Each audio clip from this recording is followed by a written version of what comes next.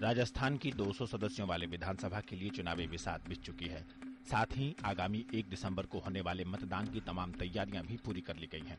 इस बार विधानसभा की 200 सीटों के लिए कुल 2096 उम्मीदवार चुनावी मैदान में हैं, जिनकी किस्मत का फैसला राज्य के कुल 4 करोड़ 8 लाख वोटर करेंगे।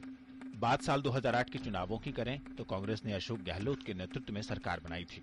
2008 में कुल 200 सीटों में से कांग्रेस को 96, भाजपा को 78, बीएसपी को 6 और अन्यों को 20 सीटें हासिल हुई थी।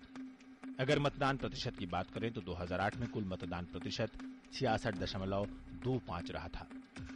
राजस्थान को सांस्कृतिक और यहां बोली जाने वाली भाषाओं के आधार पर विभिन्न अंचलों में बांटा जाता है, जिसमें राज्य के सबसे बड़े अंचल मारवाड़ में 1/4 यानी विधानसभा की 50 सीटें शामिल हैं।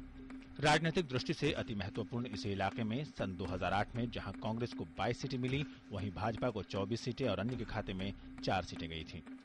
शेखावटी इलाके में 2008 के चुनावों में कुल 21 सीटों में से कांग्रेस ने 11 सीटों पर विजय हासिल की थी, तो भाजपा को 6 और बीएसपी को 2 सीटों पर सफलता मिली थी।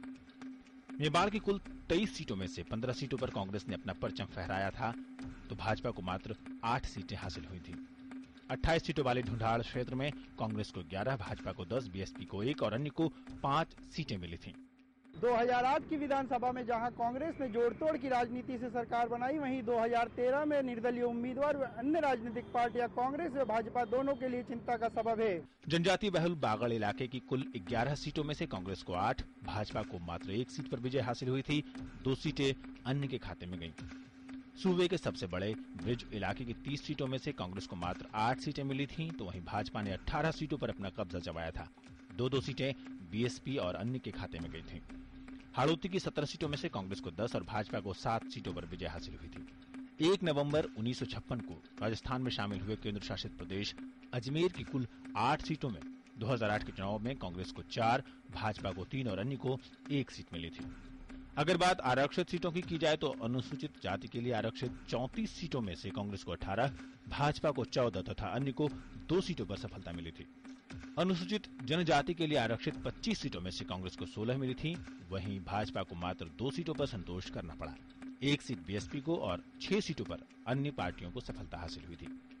शेष बची 141 सामान्य सीटों पर कांग्रेस और भाजपा दोनों को 62 सीटें हासिल हुई थीं, वहीं बसपा और अन्य दलों ने 17 सीटों पर अपना कब्जा जमाया था। देखना यह है कि साल 2008 में कांग्रेस और भाजपा और बसपा सहित अन्य दलों को जितनी सीटें मिली थी, वो इस बार अपना पिछला आंकड़ा बढ़ाते हैं या नहीं।